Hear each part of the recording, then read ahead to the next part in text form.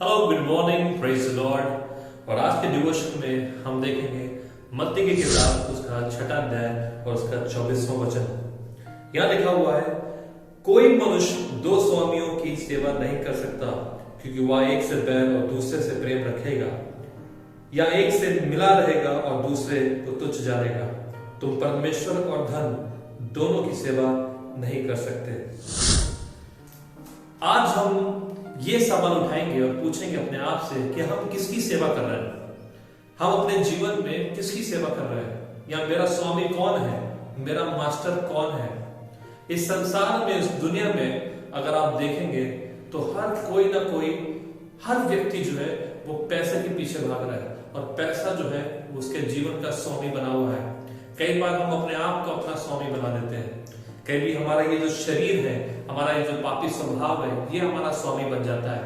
और जब हमारे मास्टर, हमारा स्वामी ऐसी चीजें होती है, तब हमारे जीवन में दुख और तकलीफ और निराशा, इन्हीं सब का हमको सामना करना पड़ता है। ध्यान रखिए, हम अपने जीवन में अपना स्वामी खुद चुनते हैं कि हमारे ऊपर कौन राज करेगा, हम किसकी आज्ञा का पालन करेंगे, हम किसके लिए अपना जीवन व्यतीत करेंगे।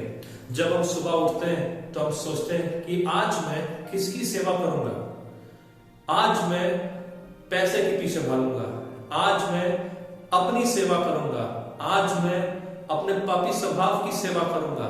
कौन है, कौन है आपका मास्टर, कौन है आपका गुरु, कौन है आपका स्वामी, कौन है? ये सवाल आप रोज अपने आप से पूछिए कि कौन है मेरा स्वामी। और यहां पर लिखा हुआ है कि आप पैसे की और परमेश्वर की दोनों की सेवा आप नहीं कर सकते, क्योंकि आप एक से प्रेम रखेंगे और एक से बैर रखेंगे। यदि आपके जीवन में संसार स्वामी है, अगर संसार आपके ऊपर राज कर रहा है, अगर पाप आपके ऊपर राज कर रहा है, अगर आपका पापी स्वभाव आपके ऊपर राज कर रहा है, आपका पुराना जीवन अगर आपके ऊपर राज कर रहा है, तो आप कभी भी अपने जीवन में संतुष्ट नहीं हो पाएंगे, और वो आपको हमेशा एक गुलाम की तरह बना के रखेगा। ध्यान रखिए, जब हम कुछ भी सोचते हैं अपने दिमाग में, सारी शुरुआत हमारी सोच से शुरुआत होती है। हम सोचते हैं, बाइबल में लिखा है कि जब हम सोचते हैं पाप के बारे में, पाप सबसे पहले हमारे दिमाग में कंसीव होता है, यहाँ पर गर्भ धारण होता है, और जब हम उस पर मनन करते रहते हैं तब हम उसको जन्म देते हैं।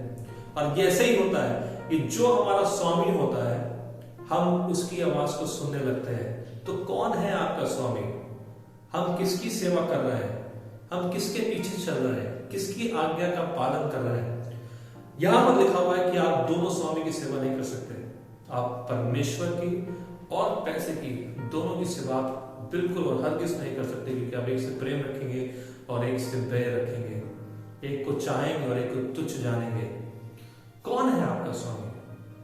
बाइबल का वचन बताता है कि पूरी दुनिया, पूरा संसार, सब कुछ परमेश्वर ने बनाया, तो एक ही स्वामी है जो असली स्वामी है, वो है प्रभु परमेश्वर, प्रभु यीशु मसीह। वही है जो प्रभुओं का प्रभु और राजाओं का राजा है। सिर्फ वही एक स्वामी है, एक वही राजा है जो एक सच्चा राजा है, जिसकी सेवा हमें करनी है, जिसकी आज्ञा का पालन हमें करना है। हमारे जीवन में हम जब कुछ प्लान करते हैं, कुछ योजना बनाते हैं, या हम किसी के अंदर काम करते हैं, कहीं नौकरी करते हैं, तो हम खुद चुनाव करते हैं कि मैं ये काम करूंगा, मेरी ये योजना है, मैं ये काम करूंगा, और इस कंपनी का मालिक मेरा स्वामी होगा, मैं ये काम करूंगा। तो आप उसकी कंपनी में, उसी कंपनी को तरक्की के लिए आप उसके लिए काम करते हैं, ताकि उसकी कंपनी अच्छी हो जाए और पैसा कमाए और वो और बढ़े, और उससे कंपनी का जो मालिक है वो बढ़ जाता है। तो आप जिसकी भी नौकरी कर रहे हैं, आप जिसके अंडर भी हैं, वो आपका स्वामी होता है एक तरीके से। और वैसे ही हमारे एक आत्मिक जीवन में भी, हम अपना स्वामी हम खुद चुनते हैं। हम किसकी सेवा कर रहे हैं? क्या हम अपने आप की सेवा कर रहे हैं?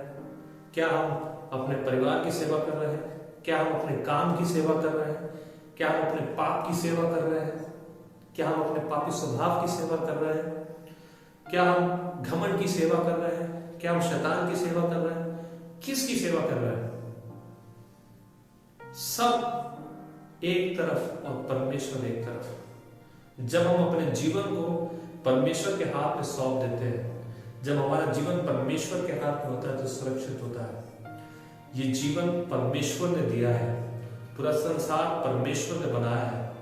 सिर्फ प्रभु यीशु मसीह ही एक सच्चे स्वामी है और एक वही है जो आपके जीवन को सही से संचालित कर सकते हैं। तो आप किसकी सेवा कर रहे हैं आज? ये सवाल आप अपने आप से पूछिए कि आज मैं सुबह उठाऊं तो आज मैं किसकी सेवा करूंगा। निर्णय लीजिए कि मैं परमेश्वर की सेवा करूंगा।